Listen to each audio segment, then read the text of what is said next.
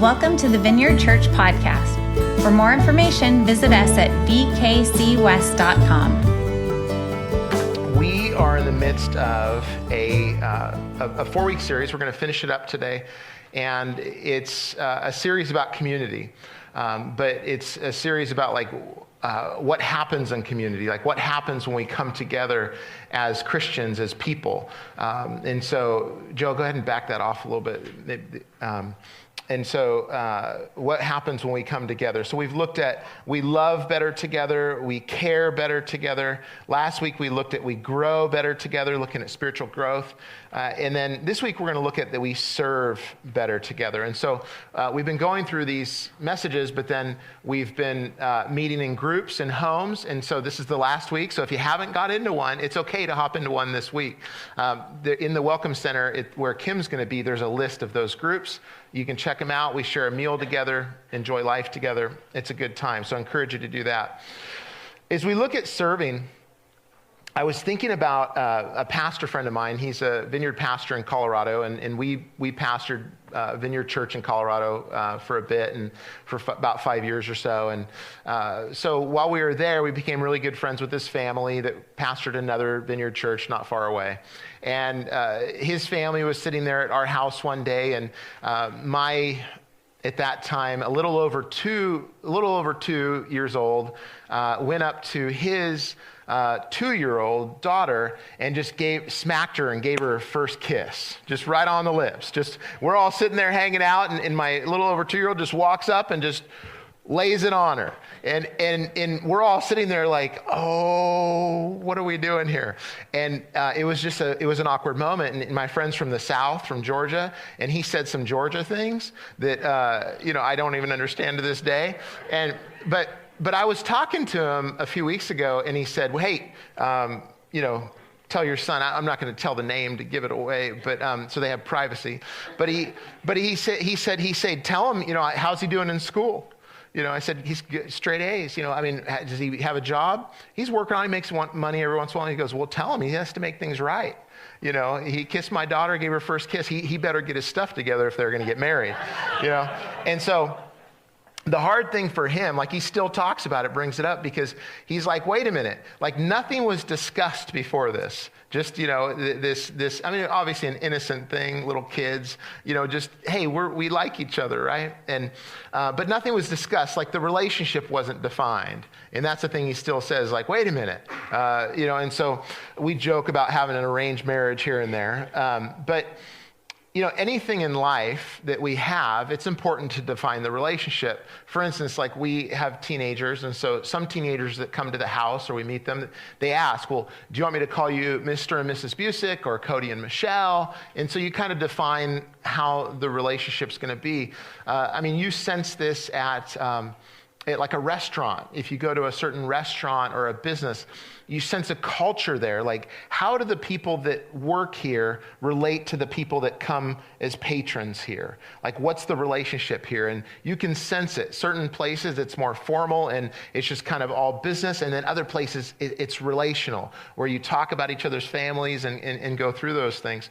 Well, when it comes to like serving, Jesus sets that as the culture for his people, for his church, for his followers. He sets that this is the relationship, is that amongst my people, they will serve one another and they will serve others. Like he just sets that. Here's the culture, here's the relationship. And he sets it for all time. And we talked about when we started this series, when we talked about love, we talked about how Jesus, when there was no servant to wash the feet of the disciples, it was Jesus that stepped into that role of serving. And he said, now that you've seen me do this for one another. And so serving is the culture amongst people. Jesus set that relationship. So we're going to read in Matthew chapter 20, verse 24 through 28, and then walk through that passage.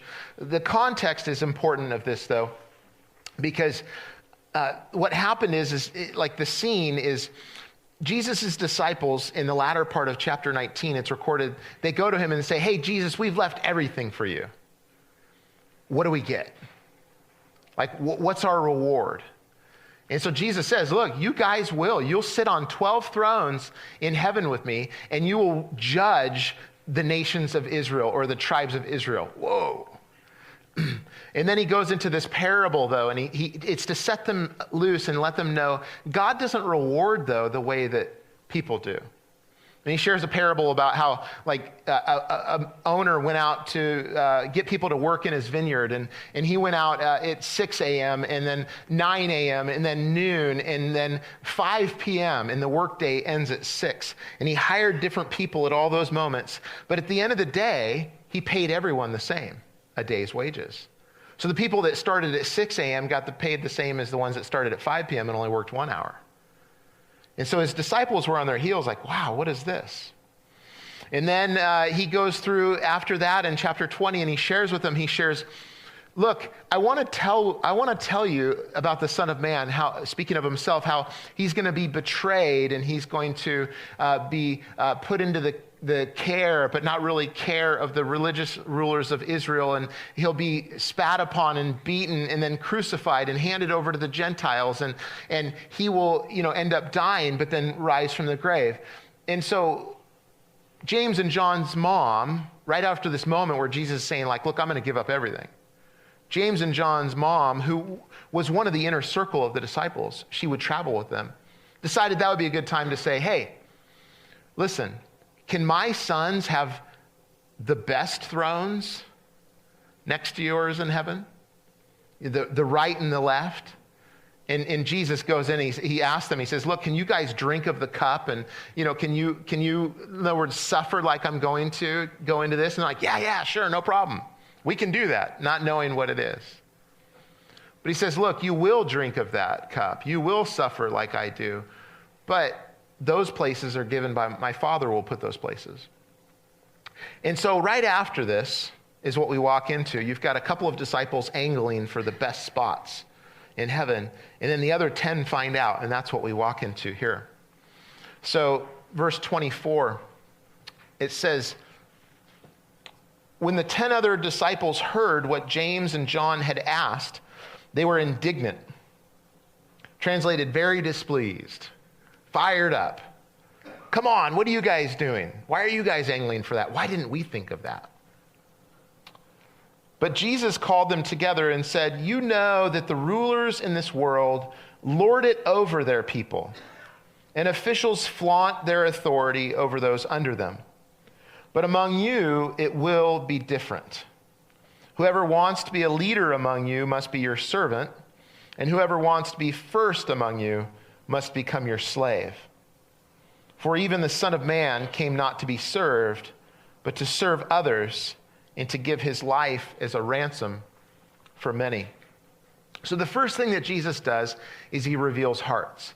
And if you read Jesus, that's what he constantly does. In any situation, he's poking in revealing hearts of people.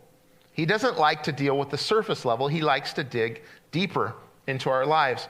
So in verse 25, it says, but Jesus called them together and said, you know the rulers of this world lord it over their people.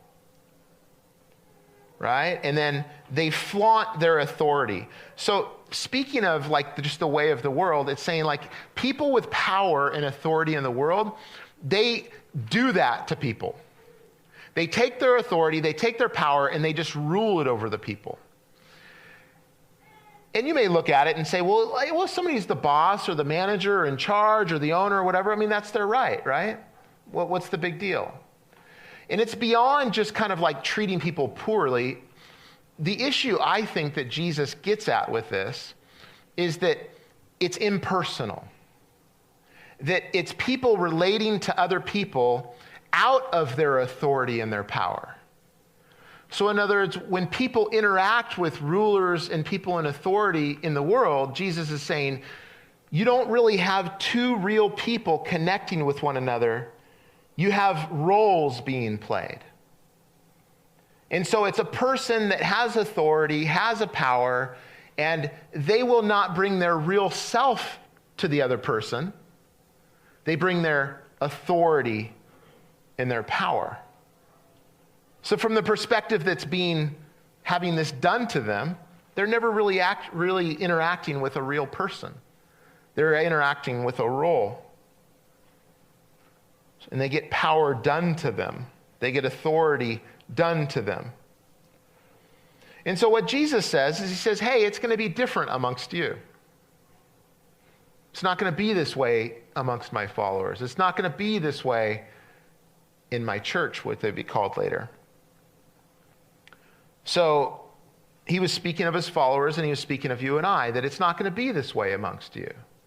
And so it's just not you use the power and you do it to people, but that you don't really show up as your real self, because God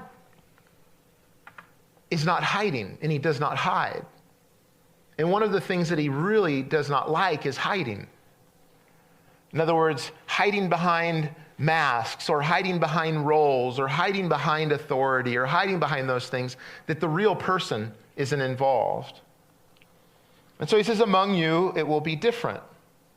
So when the church gathers, it will be different.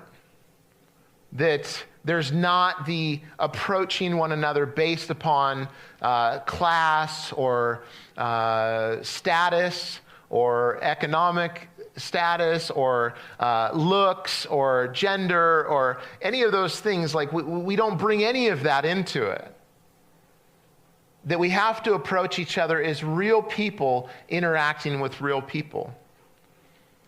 And then when the church is scattered or living life, it will be different too. That when a Christian is a boss, it will be different. When a Christian is a business owner, it will be different.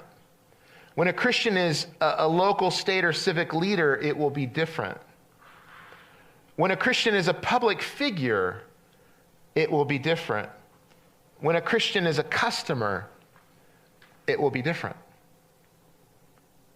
We will interact with people as real people, and we won't use our status or our role over other people or hide behind it. Now, here's the thing, though. You may be thinking this. I make mistakes, though, right? And we do. We all do. I made one the other day.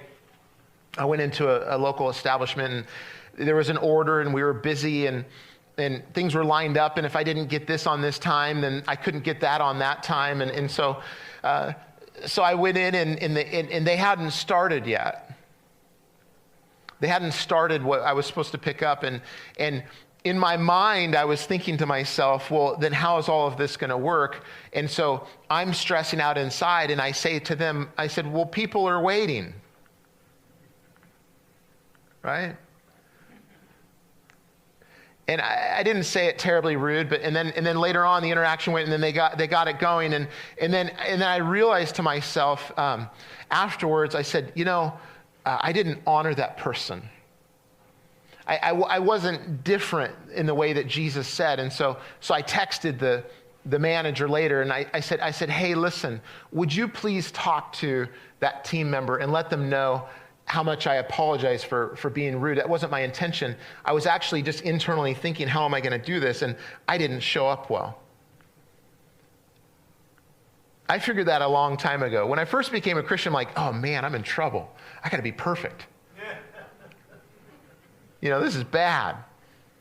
But then when I realized, because I'd blow it all the time, right? And I'd do things like that. And then all of a sudden I realized, no. I actually don't show that I'm a follower of Jesus by being perfect. I show that I'm a follower of Jesus by caring if I mess up. And so I just decided, okay, I'm not going to set out to be perfect, but I'm going to set out that I recover really well.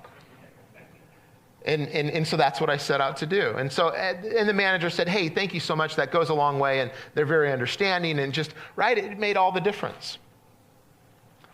I remember when Michelle, my wife, and I, we got married, and she had a car that she got when she graduated from college, and it had a Christian fish on the back, right? And if you've seen those before, yeah, okay. And I never had one of those on my car, and so I told her, I said, we got to take that off. And she's like, what are you talking about here? Like, you're a youth pastor, and what are we doing here? I said, listen, we've got to take it off because I can't control, I'm going to do my best to drive well, but I can't control, like, that I'm not going too fast or too slow for somebody. Like, I can't like I can't explain to those people. I can't go back and apologize to them when they fly by me. And so I just felt like I don't want to give Jesus a bad name because of my superior driving skills, right? And so we took it off. But then it was worse because she's like, well, now the thing's on there, like the shadow of it, because it was on there. And so now they think that we're not Christians anymore. And I'm just like, it's okay. It's okay.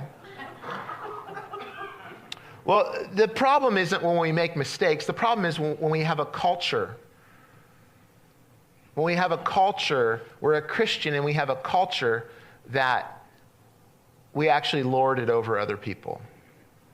When we operate in the way of the world, that when we are a boss or a business owner or a civic leader, translated politician, or a public figure, a sports figure, or a movie star, or those people, or even church leaders, where we have a culture like that of the world where we're not different as Jesus called us to be. And this happens even in churches, where pastors and leaders in churches actually interact with staff and congregations, not based upon them as a real person, but they actually interact with them out of their authority and out of their power and their role. And it's become an epidemic in churches. The majority of the time, this scenario that's set up is you have moral failures amongst those that operate this way. Because the person's constantly in their role, and over time, they can do whatever they want. And I've seen this not just with people from afar, but people very close to me and friends. And, it's a bad thing because it's unhealthy for everyone. Jesus said it will be different amongst you. So now that Jesus points out the problem and lets them know that it's going to be different amongst them, he sets the culture for them. And so verse 26 or 27, he lets them know what it's going to be like. He says, whoever wants to be a leader among you. Now the word here that is translated leader in the New Living Translation is actually the word megas. Mega, big, large, right? So and then it's personalized. So it's if anyone wants to be a big leader, if anyone wants to be the big guy or the big woman, if you want to be large and in charge, if you want to be the big stuff. Like I had a youth pastor friend, we were young youth pastors, and told me, he said, I want to be big. I want to preach to thousands upon thousands upon thousands. I want to be big. So Jesus says, if anybody amongst you wants to be big, if you want to be great, if you want to be a great woman or man or a great leader or ruler, that person must be your servant. Must be one that puts your needs above their own, that must serve you. The word here is diakonos, which is where we get our word deacon. It means one that ministers or serves. And it really just means one who serves another person. And this can even be a trap because we can say, well, I serve other people by functioning in my role and my authority. And so all the serving that takes place, whether it's a church or a business or any scene or a boss or manager, whatever, all the things that take place is they're like, well, I serve just in my role. I serve in this power. And here's the thing, though. Very rarely do you really get transformed and become that real person, that real leader, if you just only function within that power and authority. If you're always in your comfort zone and that's where you serve people, you're not growing. You've got to be outside of your comfort zone, and that's where growth is. That's where life is, and that's where you really meet people, where they're at. And so in the passage, this word megas or diakonos is used figuratively of those who advance others' interests, even at the sacrifice of their own. So if you want to be big within the kingdom of God, You've got to be one that puts other people's interests above your own. You know, Martin Luther King Jr. said this. He said, everyone can be great because anybody can serve. You don't have to have a college degree to serve. You don't have to make your subject and verb agree to serve. You only need a heart full of grace, a soul generated by love. And that's how you're great. But then he says, whoever is to be first among you, or protos, right? Who is to be first among you? So, I mean, that's common in life. Like, I want to be the biggest and I want to be first. And he says, if anyone wants to be the biggest or they want to be the first, now he goes in and he says, they must become your, it's translated slave here. It can be also translated servant, but it's doulos. And someone that's a doulos is somebody that is like, they're a bond servant. Their whole life is given over to this person. And many times they would have periods of time, like they're paying back a debt or that sort of thing, so they have to serve 5 years. But at the end of that 5 years, they could say to the one that they're a bondservant for, they would say, I'm yours for life. I'm your servant for life. And they would even mark them sometimes. They would take the earlobe and they would put, up against the doorpost and put a hole in there that they were the servant for life of this person. And Jesus says, if you want to be first, then you got to be the servant of everybody.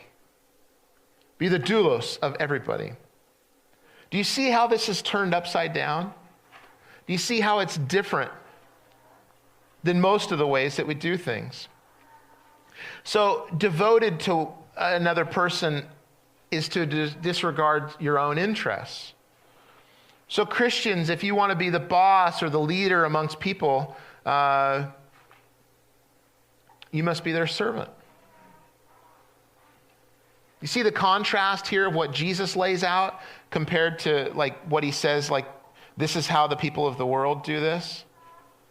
It's like, it means that you will serve all, you will look out for all. And also too, within that, he's saying, you've got to bring your real self.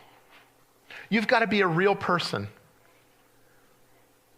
Because as you serve, it's brilliant. Because here's the thing, people look and say, well, is that person really a Christian?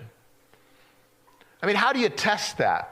Well, we look at love in Scripture, but then service is really the thing. Service is really gets tested. Is the person a servant? And then even more so, are they not just a servant within their role or their authority, but do they really serve? That is what Jesus lays out and says must be different amongst his people. So the leader must relate based upon the real person, which requires a real person, right? Our world today is, it's so tempting and so easy to be a role player.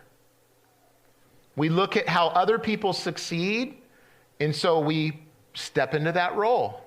We look at the clothes that they wear, we look at the things that they do, we look at the way that they say things, we step into that role. In that kind of living, what it does is it really hollows out our soul, where we don't become the person that we were made to be. Because Jesus created all you beautiful people, how you all are so different in the way you look and your different personalities and all the way that you are. He created that so it would be this beautiful expression of what he's like. And it's really juggling. I mean, if I'm not being myself in what I'm called to do, if I'm not being myself and I'm bringing my real person to it, it's absolutely juggling. Like, you've got to get good at juggling. And juggling's hard. When I was a kid, I said, I'm going to figure out how to juggle, and I would just take two balls and I would throw them between hands like this, and I'm like, I know how to juggle. But all that I was doing, I was just switching like this, and no, juggling's like this, right? Juggling's like this, and it's different than that, and it's hard to do. Or they say like spinning plates, right? You ever seen the guys that are spinning the plates and moving around? You got this going, you got to keep it going. That's how it is when we play roles. It should be the most assuring thing in the world to us that we have a God that came to us fully in the way that he is and related to us not out of his role or authority, I mean, have you thought about that? When God fully expressed himself in the person of Jesus, he didn't come and just approach us in his role and authority, but he approached us as a real person. Let's read about that. Because what we see is we see Jesus came to serve. Before we do that, I want to read this. You guys know Mother Teresa, right? Worked in Calcutta in India. And I have a friend, he was raised Catholic, and he's a pastor for a long time, but he calls her Mama T. Yeah, Mama T. But she went to Calcutta, and first thing that she did is she cared for dying people. She created a place where the people that were dying could die in a more dignifying way. She said, well, they lived just in this horrible way, and it seemed like they lived as monsters, but I'm going to make that they die as angels, like in this safe place. They die where they feel special in these things. Babies and other people, but this is what she said about her life. She says, by blood, I'm an Albanian. By citizenship, an Indian, because she became an Indian citizen. By faith, I'm a Catholic nun. As to my calling, I belong to the world. As to my heart, I belong entirely to the heart of Jesus. You see, her who she belonged to, she embodied this that we're reading about. She said, I belong to the world. She made as big an impact upon the world as anybody. But she didn't say the world belongs to me. She said, I belong to the world. And if you read the greatest leaders, the greatest people of all time that have made a lasting good influence, it was that same heart. It wasn't that the world belonged to them, it's that they belonged to the world. And so Jesus came to serve as well. And so it's common sense thinking, because Jesus defined the relationship between you and I and you and each other. And he says, look, everybody must serve one another. You'll be known by your serving. This is how we do it differently. So you would think common sense that now as Jesus defines his relationship with us, Jesus would say what? Now you must serve me. Like that he would say to us, now you people, you serve one another and now you serve me. But he doesn't say that. He says in verse 28, for even the Son of Man came not to be served, but to serve others and to give his life as a ransom for many. So here's what is happening here. Jesus is saying, come and be served by me as you serve others. Jesus doesn't say, come and serve him. He says, I want you to be served by me. Whoa. God does not approach us based upon, I am God, deal with it. I mean, there are some moments where some people are pushing on Jesus and he's like, hello, I'm your worst nightmare. He's like, hey, before Abraham was, I am. He's letting them know, like, look, I am. You need to know this. But he just loves so gently. But God shows up on the scene in the clearest picture that we see of God. He doesn't show up and he doesn't approach us out of power and authority or role. He approaches us as a person. I mean, if anybody could show up and just say, I am God, do this, it's God. Because he created everything. But when he shows up in a body, in a person, he says, hey, will you let me serve you? Wow. Will you let me serve you? I don't know about you, but I'm prone to be all about serving him. And this hit me hard because it's like, that's what I'm about. It's like, I'm going to serve Jesus. I'm going to serve Jesus. I'm going to serve Jesus by serving the community. I'm going to serve Jesus by serving the church. And then the Lord's like, hey, Cody, will you let me serve you? And I realized that, we're asking of ourselves like, hey, be a servant of all and serve and be a real person in these things. But you know what? It's absolutely impossible, like most things within the Christian life, unless we're first loved or served by Jesus. And so these two things go in tandem, is that as I set out to serve, I must be one that's being served by Jesus. And it says that the way that he does this is to give his life as a ransom for many. Just all of it. Just lay down his complete life for everybody. And then he says, come and get it. It's all yours. This life is yours. What will you do with it? And what's interesting is it's not just that he came and did it, now he's like, okay, I'm out. I did that moment, like it was transactional. But it's clear that the way that the New Testament communicates Jesus is that he's still serving you and I. He's interceding for us at the right hand of the Father day and night, and he's still serving you. And so when people ask you, what is Jesus like? How do you answer? He's omnipotent. He's all-powerful. He can do anything. He knows everything. He's God. The Bible says that he actually created everything that is, and he did everything, and he was before all of creation, that he actually created wisdom itself and did these things, and yet he came down and became one of us, and he serves me. That my interests are put above his. What can we do with someone like that except worship him? What can we do with someone like that except give our whole lives to him? And so don't think that this serving thing is something that we can just set out and do and say, all right, Cody in the Bible said go serve, I'm going to go serve. You can do that, but you'll run out of steam. Be served by him as he does that. And it's humbling, people. It's humbling when we let him serve us because he loves us and serves us so well. So,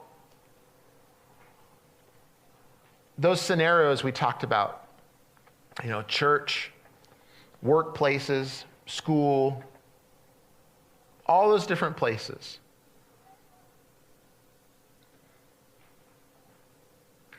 How can you serve in those places? How can you bring that? And I know it's hard. You're like, Cody, I'm the boss. If I approach people, I need to approach people out of my authority in these things. Like, yeah? Somehow Jesus figured it out. Well, if I approach this way, people won't respect me. Well, somehow the King of all kings figured it out. And so you're sitting there and you're saying, well, what about in my place? How do I do this? How do I serve? How do I serve the people I'm leading and do these things? Well, ask God. That's a really good way to ensure that he's there in the midst of it. And what he'll do is he'll serve you as you serve them. Ask him and the Holy Spirit will show you. So be served by Jesus. And then serve others. And you say, well, I don't know how to serve others. How do I do that? Well, here's a good place to start. How can I help? Ask, what does this person need? We as a church, the way we serve the community is we say, what does the city need? What do they need? And we say, all right, Jesus, let's go.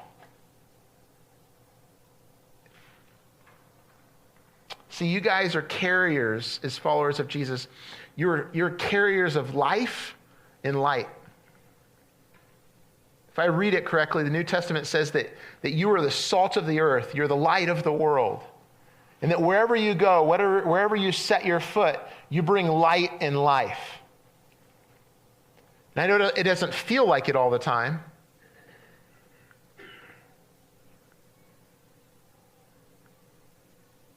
But that's who you are, and that's what you have inside of you. And as you do it more, you'll feel it more. And wherever you set, you bring the presence of God. How many hospital rooms, how many a place where there's grief or pain or tragedy has been changed when someone comes or someone turns or someone's there and says, hey, let's pray. Let's invite God's presence. Or how did this room change this morning when Nikki led us, Jesus, we love you, and somehow the attention was turned away from the things we were struggling with, or it was turned away from the bills that we have to pay, or turned away from the decisions that we have to make, or turned away from the things that we're hurting with, and we were putting our focus on Jesus. And all of a sudden, everything else seemed to fade away more. And as we do that, we let go of those things and we put trust in Him. Thanks for listening this week.